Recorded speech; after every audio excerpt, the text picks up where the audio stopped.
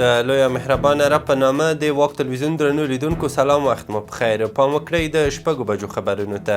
په پیل کې هم د مهمو خبرونو سرټکي. په غزني کې د دوه جلا ترافیکي پیښو له امله د 126 کسانو مرګ ژوبله.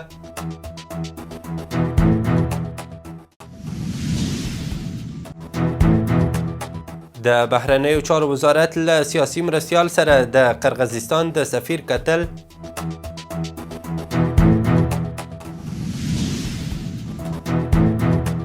په افغانستان کې د ملاریا او غیر ساري ناروغیو زیاتېدنه.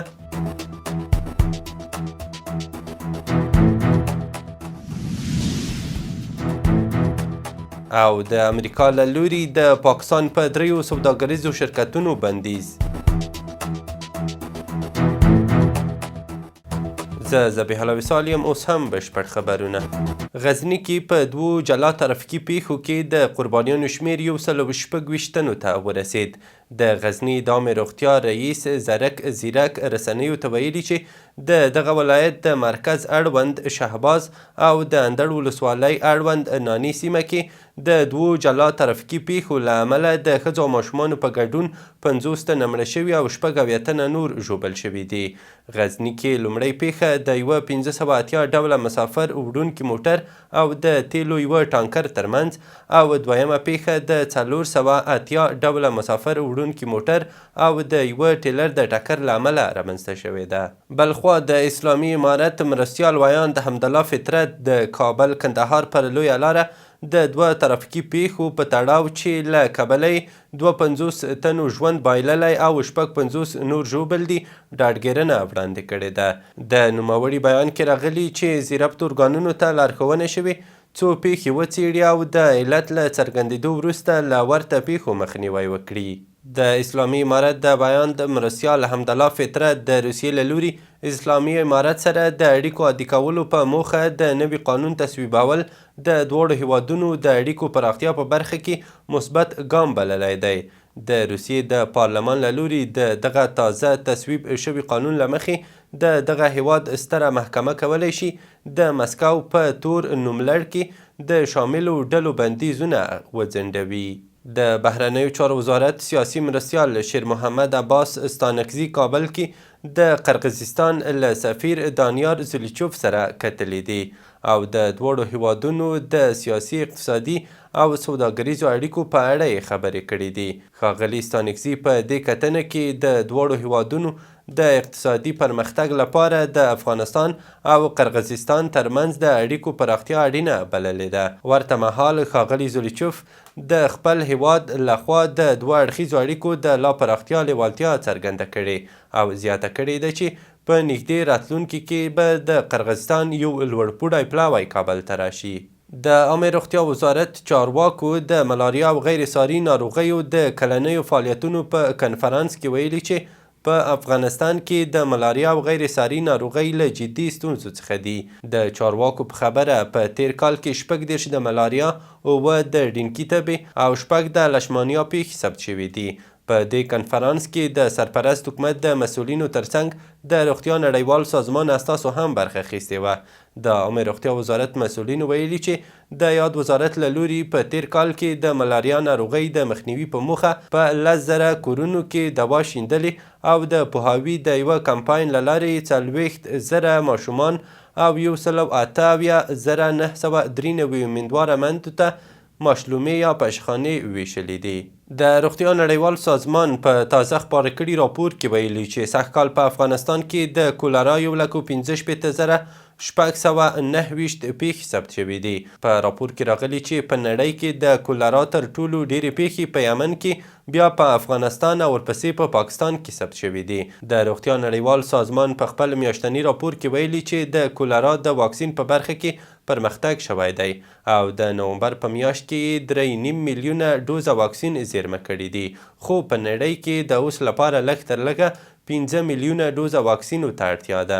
د ملګرو ملتونو د بشري مرستو د همغږۍ دفتر اوچا ویلي چې په را روان 2025 کال کې به په افغانستان کې 22.9 میلیونه کسان بشري مرستو ته اړتیا ولري. اوچا ویلي چې د بشري مرستو د رسولو ادارو د دغه شمیر 14.8 میلیونه کسانو ته د مرستې د چمتو کولو پروګرام ترتیب کړی دی. د پاکستان د پارلمان پخوانی رئیس او د دغه هیواد د تحریک انصاف ګوند غړي اسد قیصر اسلام آباد کې د اسلامي امارت په سفارت کې د کډوال او راستنیدونکو چارو وزارت سرپرست خلیل رحمان حقانی ته فاتحه کړې ده. پاکستان کې د اسلامي امارت سفارت په یوه خپره کړې خبرپاڼه کې ویلي د دغه سفارت سرپرست سردار احمد شکیب له اسد قیصر سره د افغانستان او پاکستان په دوه اړخیزو تاریخي اړیکو د دواړو هیوادونو ترمنځ د خلکو پر تګ راتګ او ګډو سوداګریزو مسایلو خبرې کړي دي. د کډوالۍ نړیوال سازمان پرون د ډسمبر 18 د کډوالو نړیوالې ورځې په مناسبت ویلي چې په روان زیږدیز کال کې له پاکستان او ایران څخه باندې 1.2 میلیونه افغان کډوال هیواد ته راستنه شوي دي. د یاد سازمان د شمیرو له مخې په دغه موده کې څه باندې 1.1 میلیون کسان له ایرانه، 80,500 له پاکستانه او 100,000 کسان د هوایي ډګر له لارې هیواد ته راغلي دي. د پاکستان حکومت د دغه هیواد پر یوې دولتي دفاعي ادارې او 3 سوداګریزو شرکتونو باندې د امریکا د بندیزونو پریکړه له تعصبه ډکه بللې ده. د پاکستان د بهرنیو چارو وزارت په خپله ویبپاڼه په خپاره کړي بیان کې ویلي چې د پاکستان ستراتیژیکې وړتیاوې د خپل حاکمیت د دفاع او په جنوبي اسیا کې د سولې او ثبات د ساتلو لپاره دي. په بیان کې راغلی دي چې د امریکا لخوا وروستي بندیزونه د سولې او امنیت هدف له پامه غورځوي او دا ډول تګلارې د سیمې او له هغې بهر د ستراتیژیک ثبات لپاره خطرناکې پایلې لري. د سوریې نوي رهبر احمد شری مخکې مشهور په ابو محمد الجولاني انګریزي BBC سره په مرکه کې رد کړي چې سوریه د ګواکې د افغانستان په څیر شي.